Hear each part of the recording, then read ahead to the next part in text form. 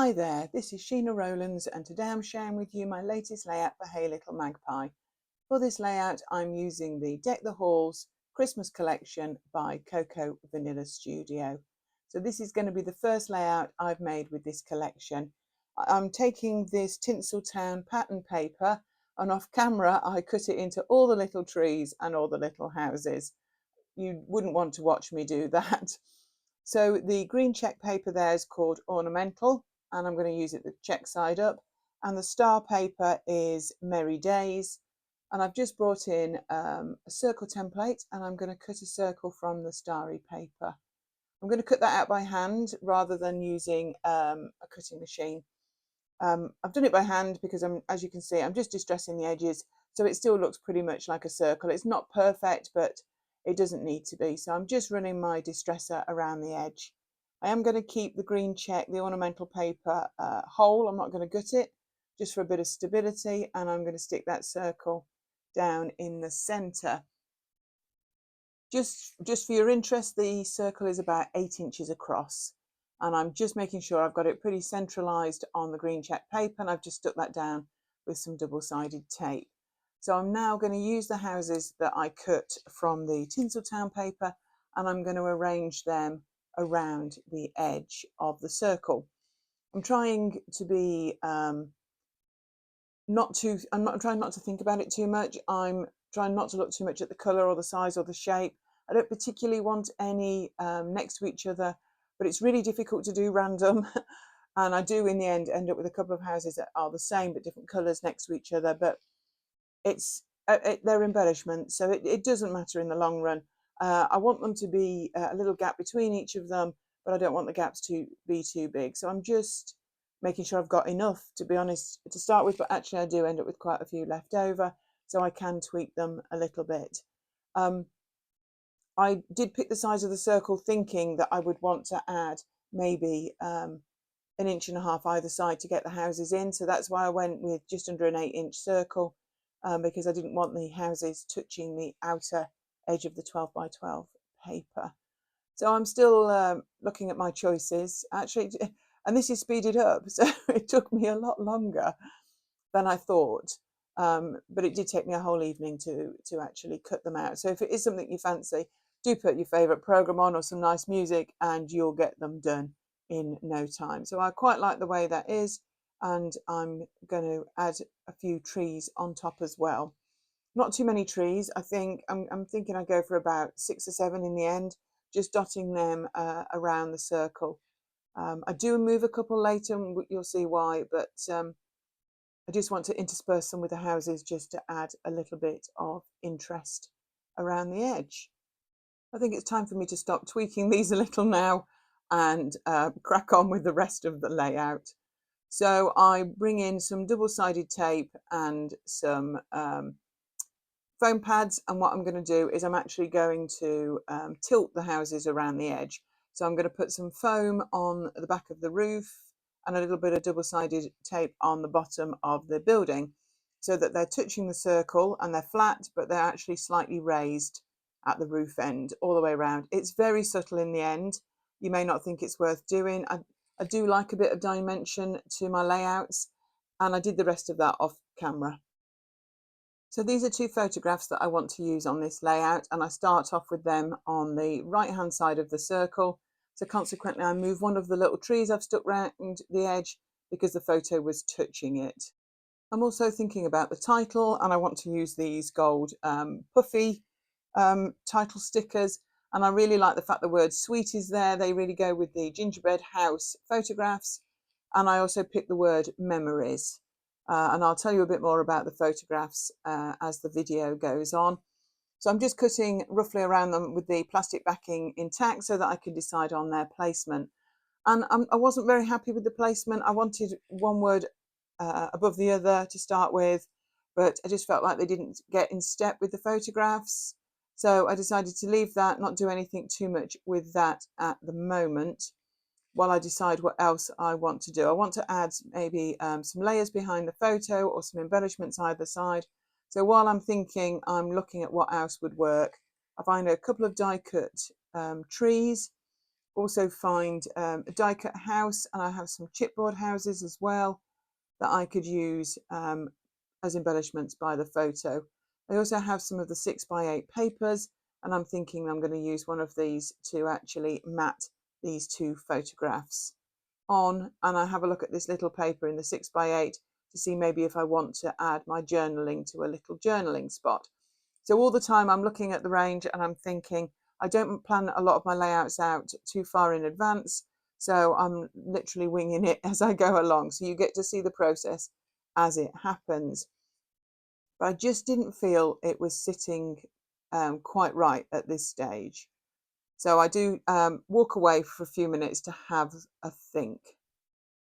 And I decide that I'm going to just carry on.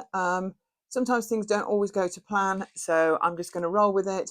I want to use this title. I've decided I'm going to put the gold puffy title onto this peachy check, and then I'm going to cut round it later on. So I know that's something that I'm going to use. So while I'm thinking about the layout, I'm going to carry on doing some of the bits and pieces that I need to help me finish it in the long run.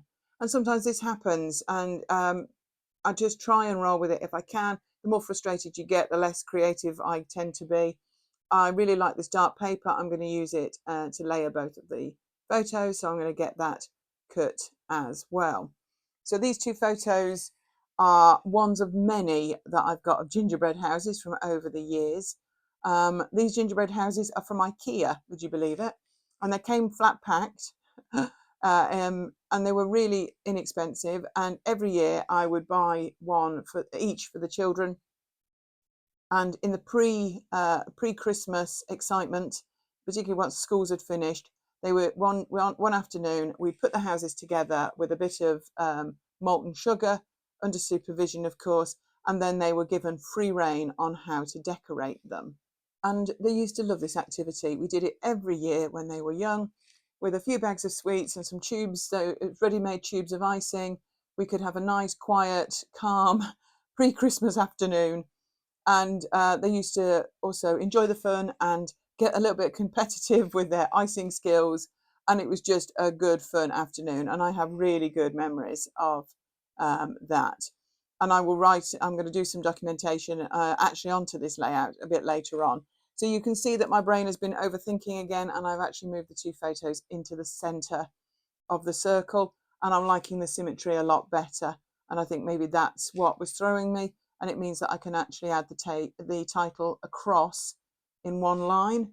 And now that I've fussy cut it off camera with the bit of the peach paper showing, it means that it can spread across the circle without a problem, and I can add some houses and trees either side of the photos to carry on with the houses from the outer ring, and just to carry on the theme of the gingerbread houses. So I definitely feel like I've solved my own conundrum there. I'm going to add a couple of little trees as well to the two clusters.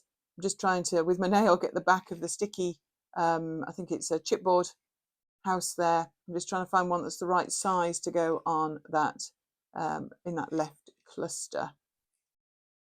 Because of all the decoration around the circle, I don't feel like it needs too much in the centre. It's also a pattern paper already. I've got a couple more chipboard pieces there, but I'm not sure. So what I do is, using some foam, I now attach the title, and I want it to overlap the photos a little bit without covering the best bits of the icing.